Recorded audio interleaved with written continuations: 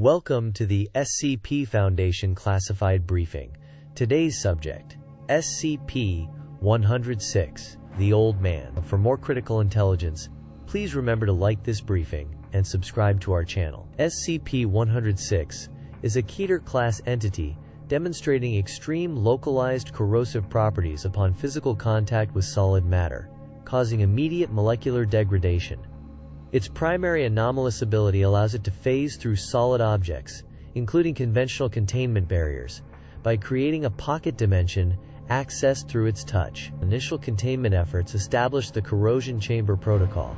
This involves securing SCP-106 within a hermetically sealed, lead-lined chamber. The chamber is designed with a secondary containment system, including an exterior layer of acid, typically hydrochloric, which is periodically drained and refilled. This extreme measure serves to induce physical discomfort and temporarily impede its phasing capabilities. Personnel are never to directly enter SCP-106's containment without express Level 5 authorization and only under strict remote guidance. Any direct contact is invariably fatal.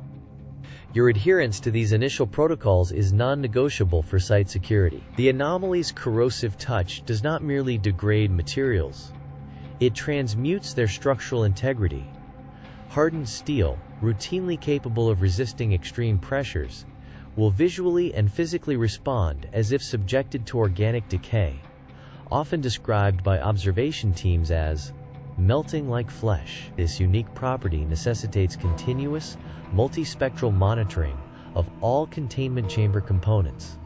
Structural degradation can occur rapidly, often manifesting as localized molecular breakdown rather than conventional erosion, creating unpredictable weaknesses. We have documented instances where primary barriers, deemed impenetrable by conventional means, suffered complete localized collapse within minutes of the anomaly's presence. Such incidents underscore the critical importance of regular material stress testing and redundant environmental sensor arrays.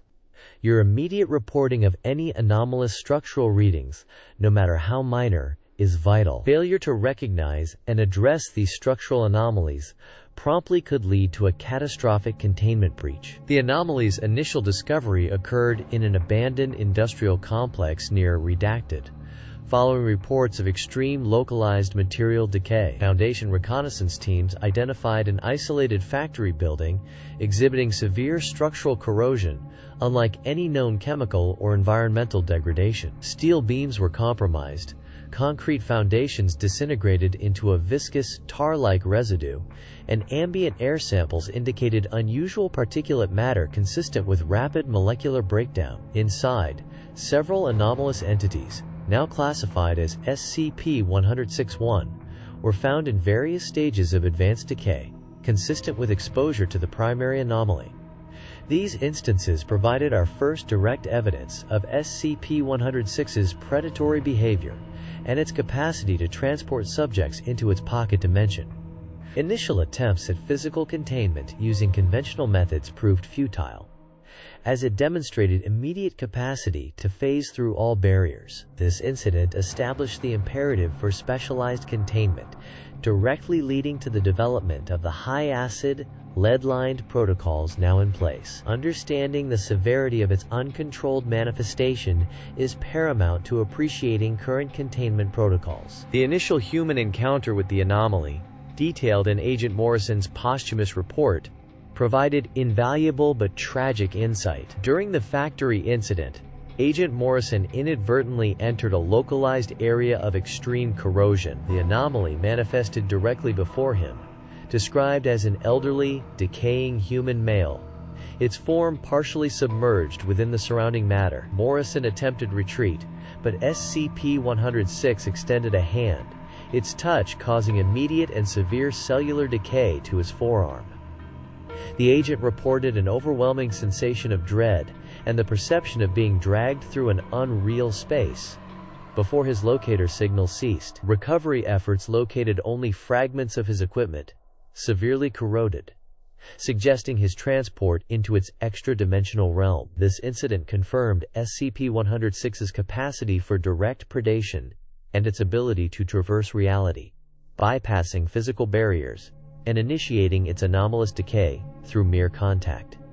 You must understand that direct interaction with SCP-106, even brief, invariably leads to irrecoverable loss.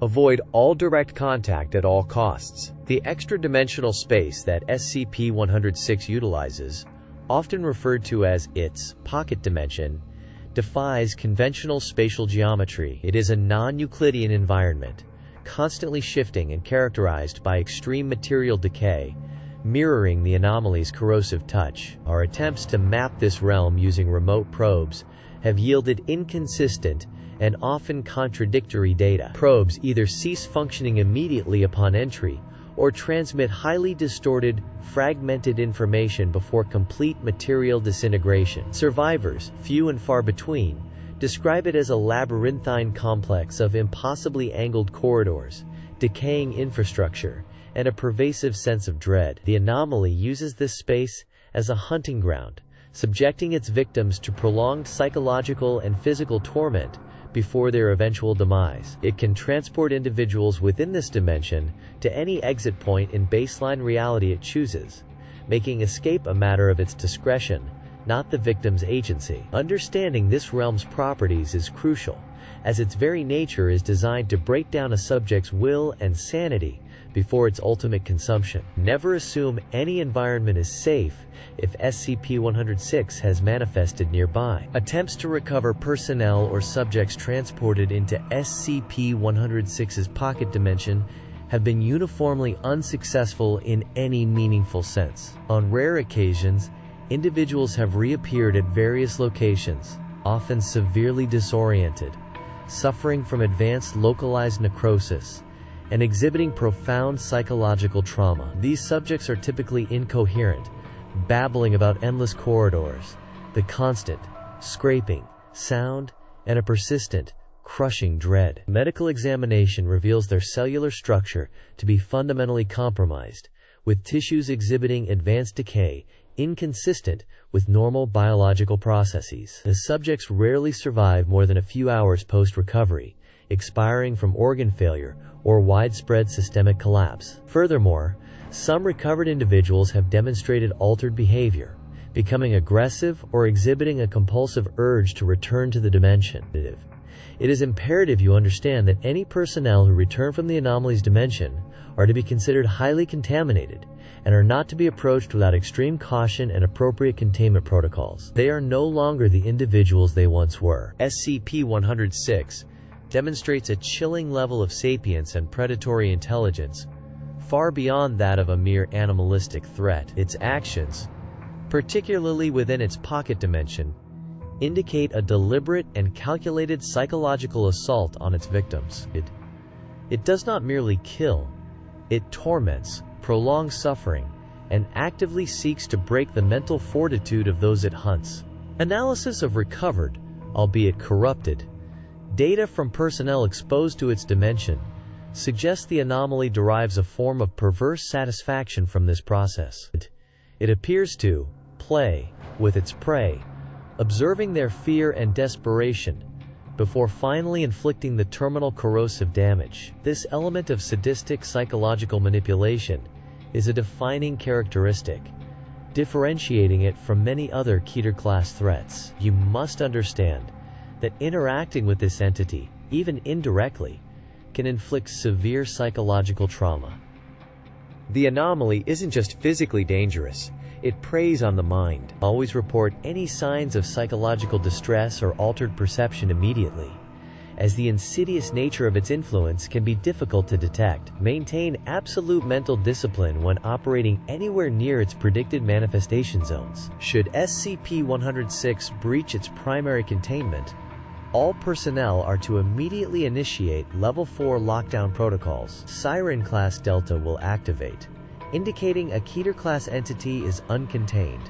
You are not to engage the anomaly directly. Your primary objective is to secure non-essential personnel and contain the breach area, preventing its spread to other sectors. Mobile Task Force Omega-7, Pandora's Box, will be deployed for direct engagement and recontainment. Simultaneously, the Lure protocol will be initiated.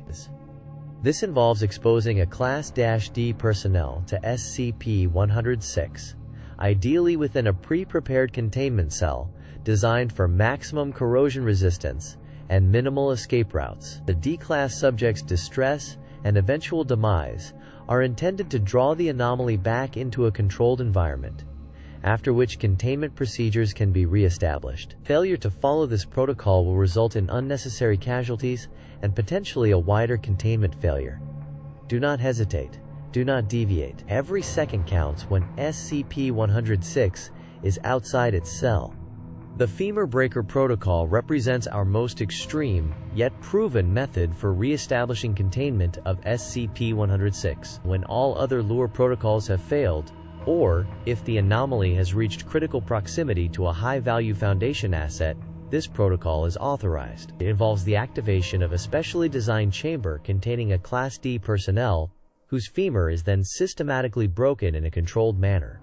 The resulting acute auditory distress, amplified and directed, acts as an irresistible lure for SCP-106. Its predatory nature, as discussed previously, draws it to severe suffering, allowing us to ensnare it within the containment cell for reactivation of its environmental suppressors. This is a last resort, a necessary sacrifice to prevent a wider, catastrophic containment breach. You are to understand that while the procedure is morally challenging, it is meticulously calibrated for maximum effectiveness with minimal broader risk. The sound must be precise, the suffering extreme enough to pique its specific interest. You will never question the activation of this protocol. Its efficacy has been tragically demonstrated. Every successful recontainment underscores its grim necessity. SCP-106 represents an unparalleled Keter-class threat, not merely due to its destructive corrosive properties, but its calculated malevolence and ability to manipulate its pocket dimension. It is a patient entity, constantly probing for any lapse in our vigilance. The long-term implications are clear. Perpetual, uncompromising containment is non-negotiable. You are now fully apprised of its nature, its breach protocols, and the extreme measures required for its confinement. Your role in maintaining these stringent, often grim, procedures is paramount. Every instance of adherence, every follow-through on a protocol, directly contributes to global safety. Do not underestimate its capability or insidious influence. The Foundation's continued existence and the safety of baseline reality depend on our absolute commitment to containing this anomaly, regardless of cost or ethical quandaries. This concludes your classified briefing on SCP-106, the Old Man. Stay vigilant, Foundation personnel. Dismissed.